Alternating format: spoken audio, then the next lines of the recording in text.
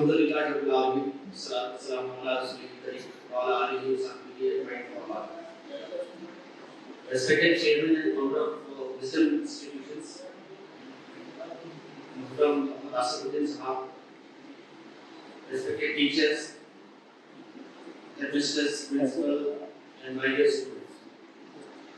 It's an honor for me to be here and you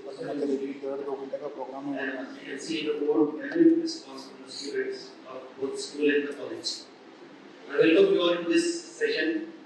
I would like to direct you on a very important topic. As Asruddin Sahab has said, that we should know how scientific temperament can be developed. So, are you ready to interact with me? Yes, sir. What about this side, girls? Yes, sir. I can't hear you. Yes, sir. So, tell me what is scientific temperament? See, to understand scientific temperament, we should know actually what scientific temperament is. If you know the definition, you can understand what actually it is. So, primarily, I focus on the high school students and the college students. The girls who are sitting in the front rows, they can just listen and understand. Inshallah, the talk will be very beneficial for them also. But primarily, I am focusing on the higher class students of high school and the college students. So, scientific temperament, what actually it is, how do we define it? It is, anybody? Say, you know science? What is this? Science is science. Science, yes. Systematic study. Sorry? Yeah, you can tell me. It's an interaction. Systematic study of what? Organism. Okay. We'll take systematic study. Systematic study is science, you can say. Scientific approach or scientific method is systematic method. Systematic method means you are, through that method, applying different scientific methodologies. That's why it's called a scientific approach or scientific method. Now, scientific temperament means you should be open-minded. You should be open-minded for learning, for acquiring knowledge, for exploring, for inventing yourself, or you can say discovering yourself. So for everything you should be open-minded. If you are open-minded, everything becomes easy for you. That's what we call as scientific temperament. If you build that temperament, that will be scientific in nature. So scientific temperament is an individual's attitude. What is this? It's an individual attitude. It can be mine or it can be yours. If you adopt certain things. See, we call the person doctor. To whom we call doctors?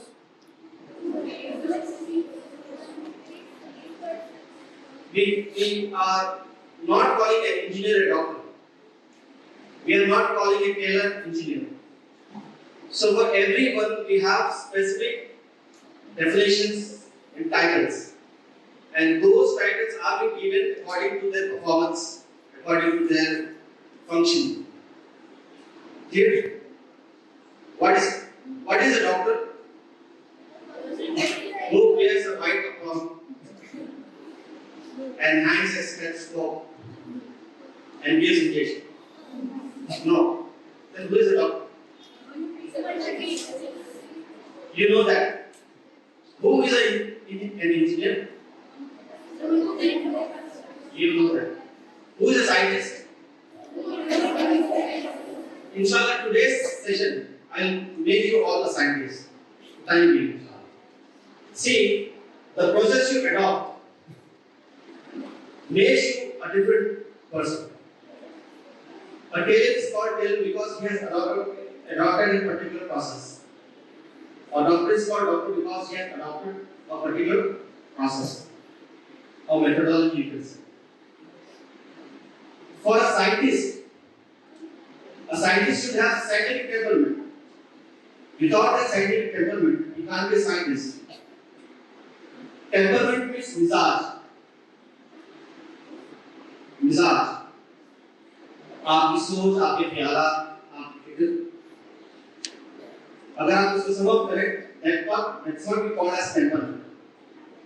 So scientific temperament means you are adopting certain things in a very systematic, a very professional way. For development of scientific temperament, साइंसी मिजाज के इर्तिका के लिए, उसकी फरोग के लिए, you need to focus on two important things. One is that you should, the way you think, you should change the way of thinking.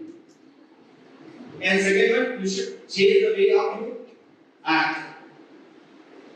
Your thinking base should be changed, your action base should be changed. For development of scientific temperament, two things are very important. Repeat those two things. We should change the way we think, different way of thinking, and then action. Okay. Let us take the first one. What is the first one? Action. Action or thinking? So what do you mean by thinking? What do you mean by sochna?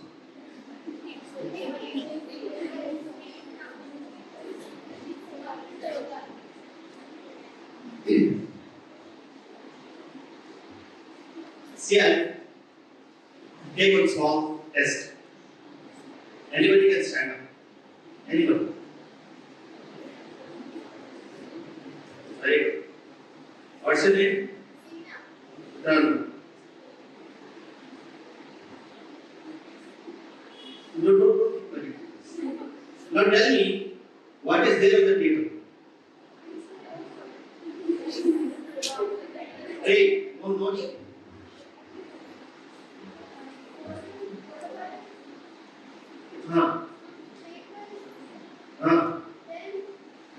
Pen. Okay. What should tell you? That's all. How many persons are there on the stage? 4. Gents and ladies?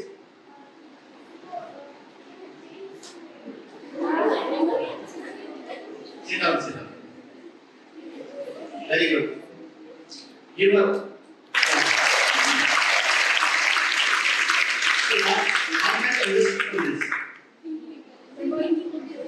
Your thinking develops when your observation is good. What? Your thinking develops when your observation is good. What is observation? You are in the hall. Since when?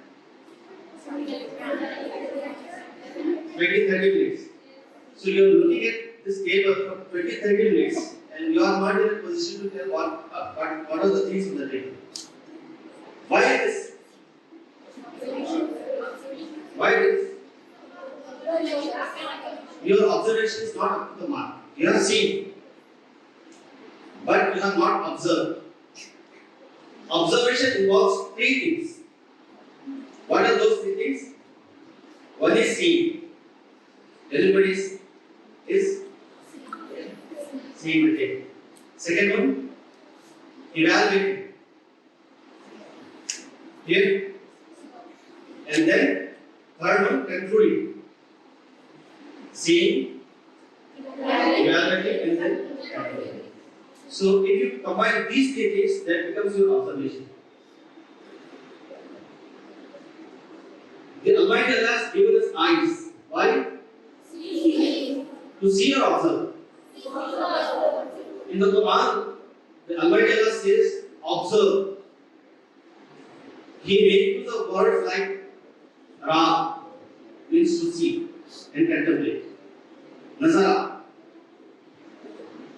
Nazara means also seeing and contemplating and contemplating. Alam yaro yadda yusafiratu jalisam. Don't you see how the birds are flying in the sky? Have you seen birds flying? The word says, see the bird, how the bird is flying. So what you have to do? You have to observe. So how you are going to observe? You see the bird is flying, evaluate how the bird is flying. If you evaluate, you can understand how the bird is flying. What kind of mechanism are in functioning when the bird flies? The aeroplane flies because of certain principles. Those principles are in function when the bird flies. Clear? Then you can control. So this is the reason that bird flies. Ma yusukuna illallah. What Allah says, that no one works except Allah. Who has given the sky? Who has given the atmosphere? Who has given the air? It is Almighty. And that's why He says that we have subjected this bird for you, that you can see and observe and control. Understand? What is observation of Delhi?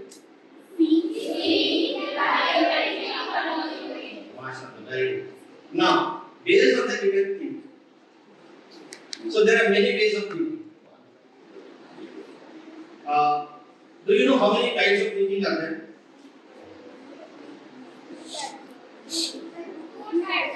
What? Two types? Negative thinking and positive thinking. Then there are many types of thinking. Logical thinking and critical thinking, analytical thinking, rational thinking, lateral thinking, parallel thinking, and there are many. So if your observation is very strong, you can ensure every kind of thinking. A student performs well in the examination if he makes use of all forms of thinking.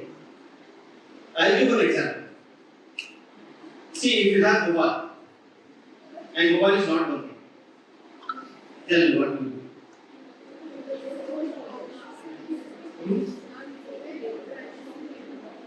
What do you tell me? Anybody? Not here.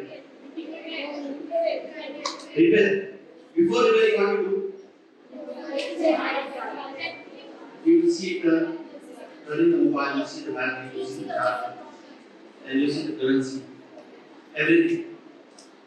After assessing all the things, you conclude that this mobile is not working. I should go for a technician, mobile technician. So before going to the mobile technician, you have evaluated everything. That is called as logical thinking. What is that? Logical thinking. You take, for example, you have got marks not expected by you. What do you do? What do you do?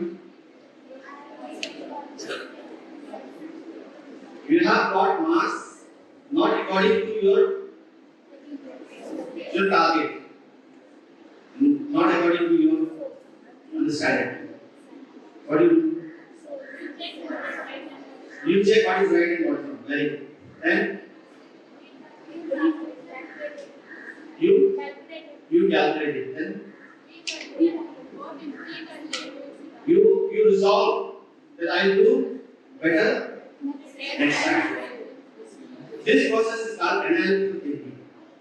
What is that? Analytical thinking. You are analyzing your problem. Understand? What you are doing? You are analyzing your problem. When you analyze your problem, you will come to know what the solution is and what the problems are. So for everything, you have solution within. This is very important. So when you observe things, when you start thinking of different aspects, solution will be within your grasp, within your reach. And from that point you can progress. From that point you can progress. Before analytical thinking or before logical thinking, if you approach to a lecturer or teacher, you will not be benefited that much. So before that you have to undergo through a thinking process, contemplative process. That is called as analytical thinking. Then one more thing. You are frustrated for some reason. What do you do?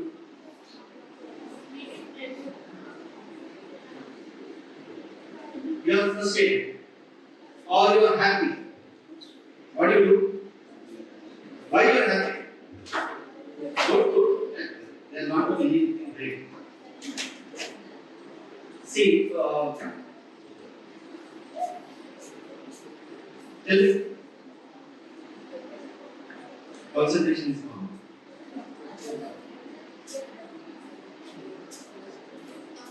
You are happy. Why?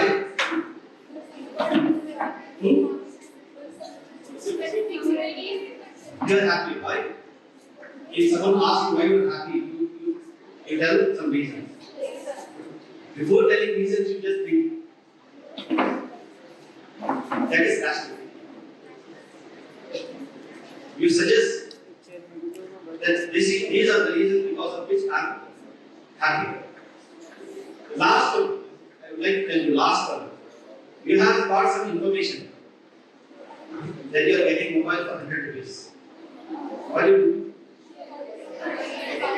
What do you do? What do you do? You check that. You check with your friends, with the source from which you got the information. Now, just as I said to you that I will make you scientists in this session, inshallah. So for a scientist, as I said, for any profession, we assign a person some title based on his performance or activities. You take doctor or engineer or mason or tailor, everyone. Here, the way a person performs his or her action or activities, that tell what actually he is doing, what actually he is. Now, for a scientist, you need to adopt certain scientific methods. If you adopt scientific method, you will become scientist. Why a teacher is teacher? Because she is teaching. If you teach, you will become a teacher. If you teach for an hour, you will become a teacher for 1 hour. For lifetime, you will not be called as a teacher because you have just taught for just 1 hour. So in today's session, we will be a scientist for some time and try to understand what actually things are and how we can understand and pursue things. So for that, we need to adopt scientific method. As I said, the second thing for development of scientific development is action. First thing is what? This side, girls. First thing is what? To develop scientific development, you should ensure very strong, very deep contemplative process. So there are many kinds of things, as I explained to you very briefly. Second one is action. You need to ensure some actions to be scientist in nature, to develop scientific method. So for that action, we need to have certain methods before us. So for that, first we have to observe things. Now I will give just 2 minutes. Observe your surroundings and create one question.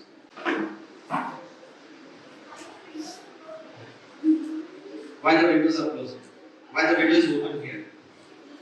Okay. Why the door is open there? Very. So this is our observation. Clear? Now anybody can tell me, when I have given 2 minutes, how was the observation? What was happening here in the hall? Anybody can stand up with it. Was there noise or silence? Noise. Silence. Noise. So the first thing is that when you observe things, there should be no silence. You should be within yourself. You will not be talking to others because you are observing.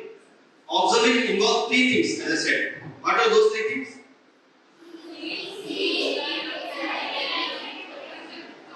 So when you are adopting these 3 processes in a single, in a single act, you will be very much glued to yourself. You will not observe others. You will not talk to others. If you are talking to others, means what? Observation is weak. So when you observe, you should be within yourself. You should not look to others. Second thing, when you observe, you can have some questions. You can create questions by observing. Our students have said how many questions? Observation always comes in the form of a question. All these are questions. No? Time is different in both the clocks. Doors are open, window is there, everything. So all these things are in question mark. So that is the first process of scientific method, or first step of scientific method. Observe and create a question. What is the first step of a scientist? Observe and create a question. So you, instead of this hall, you just take a look at your city and create a question. Question should be researchable. Question should be researchable. Windows are closed, it is not a researchable question. You can't research on that. This is a researchable question. Which one? Both the clocks are showing different times. You can research on that. What is the difference between these two clocks? You can do a bit research in that. Understand? Observe and create a researchable question. Based on that question, you should be in a position to research. See, things are kept over there. You can't research on that. Now tell me, if you look at your city, what question comes to your mind?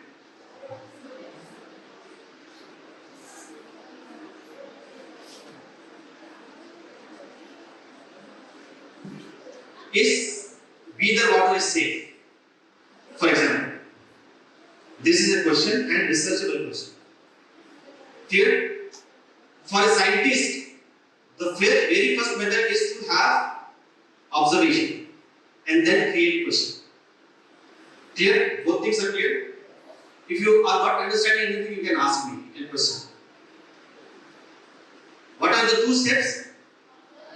Observation and then question. You can club both and you can make one step. Observation and question. Question is related to observation. Observation depends on the question. So both are interrelated. You can make one step, or you can make two steps. No problem. Observation and question. Question should be. Create one more question. Let me see.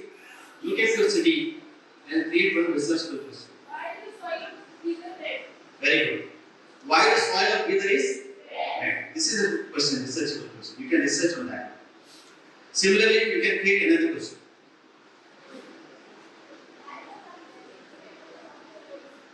Why the garbage is spread out the road? Is it a researchable question? You can do research. Instead of that, what is the position of garbage in the city? Garbage disposal. The question is correct, but you have to modify that. That question cannot be researchable. That people are throwing garbage here and there because they don't have any dustbin, they don't have any sense. So answer is over. If you want to research on that one, you have to create that kind of question. Like, what is the mechanism of garbage disposal in Bidar city?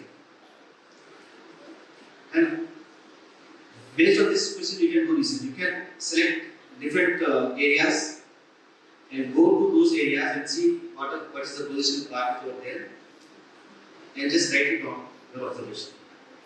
It can be researchable. Understand? So what is the first method of the scientist? Observation, then creating question. Third step, or you can say second step. Based on that question, you have to propose your own answer. That we call as hypothesis. What we call? Hypothesis. Hypothesis means what? Your guess. Your guess. What is your question? Why the soil of Bidar is red? This is your question. Now you have to propose an answer for that. That is called as hypothesis you can define hypothesis as your intelligent guess. Guess based on knowledge or your idea. Clear? Hypothesis. This is the second step. What is the second step? Hypothesis is what? You have to propose your own question. Now we'll ask that girl, why the soil of Bidar is red? You give me an answer.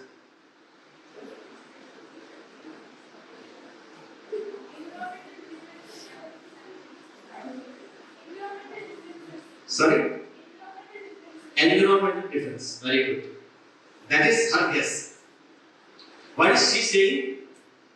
The soil of Bidar is red because of environmental difference. Now, in order to prove that answer, she carries out research. That is what we call as scientific method. Simple. And you have become science. Now, when she says that these are the reasons because of which the soil of Bidar is red, the world will recognize her achievement, her answer, because her answer is not based on simple idea. The answer is based on what? Solid research. She has done extensive research on the subject and she has come up with an answer to this question, that these are the reasons because of which the soil of Bidar is red. No one can challenge your thinking. No one can challenge your answer because your method is scientific. Understand? Simple. You can be a scientist. When you study science, you have to be a scientist. Observe. Very good. Create a question. Then say your possible answer, your intelligent guess, knowledge-based idea, hypothesis. To prove that hypothesis, we have to carry out research, do background research, go to the libraries, take out the books, study, go to different labs, test the soil, talk with the officials related to the subject. You have to spend many days for that. You can't answer in a day or two. You have to carry out extensive research. As a student, you have to take simple questions. This can be done after, your graduation. You can be a scientist and do some simple thing like that. But being at this stage, you can do some simple research. You can teach your children at home.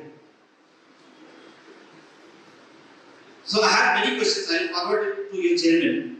I have many questions. So based on that question, you can do research. How you can do research? First, question is already there. You don't need to observe things. Question is already there. Question comes after observation. When question is given, there is no need to observe. You have to form an answer for that, an idea, and then you have to conduct background research. You just find out the reason behind your answer and just conclude your things. So that is your scientific paper.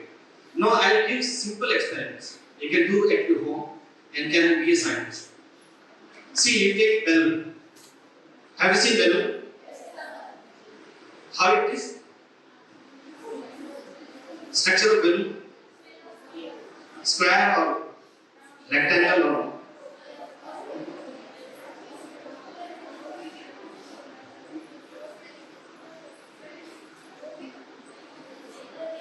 You know that's it. Now fill the water. What happens? What happens? The size of balloon increases. You add water. Add on water. What happens? What happens? It bursts. If you add more water, what happens? It bursts. Now you have to find out at what capacity it bursts. So you might have seen that if you take any luggage, they add a strip over there, test it. What does it mean? They have scientifically tested that he can bear 5 kg of load. They are not saying just blindly. They are saying based on scientific research. Okay, tested. You might have seen now. So that means that guy or whatever carries 5 kg of weight. If you take 5.5 or 6 kg, it will not last long. So simple example is there. When it bursts, how you are doing research? Create a question. Create a question. Simple experiment. Create a question.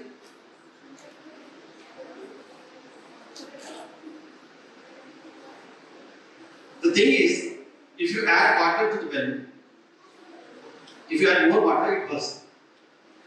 Now the question is how we can find out the capacity of balloon. What capacity of water the balloon can have? You are going to find out.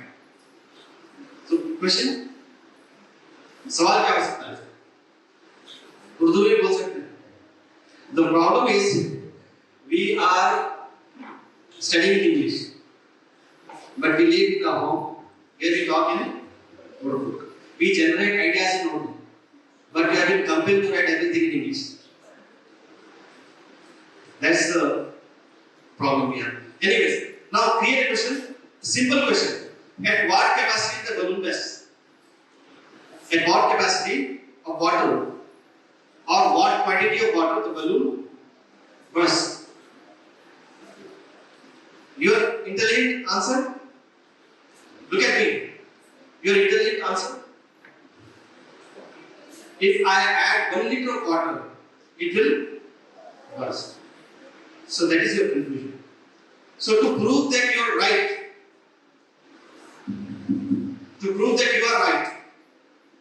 you have to conduct this experiment. You have to adopt scientific method. You have created a question and you have formed an hypothesis, then perform an experiment. How are you going to perform an experiment? You take a balloon. What is your highest capacity? 1 liter. Take half liter or below that. What is that? 100 ml, 200 ml. Then goes on adding. When you add 100 ml, you can measure the size of balloon. You can make a tabular column and say that I have added 100 ml of water in the balloon and the size of the balloon increased. Earlier it was 7 centimeter. After adding 100 ml of water, it becomes 10. This is your first reading. Now add 200 ml of water, 300 ml, 400 ml. Note down the readings. And after adding, how much ml?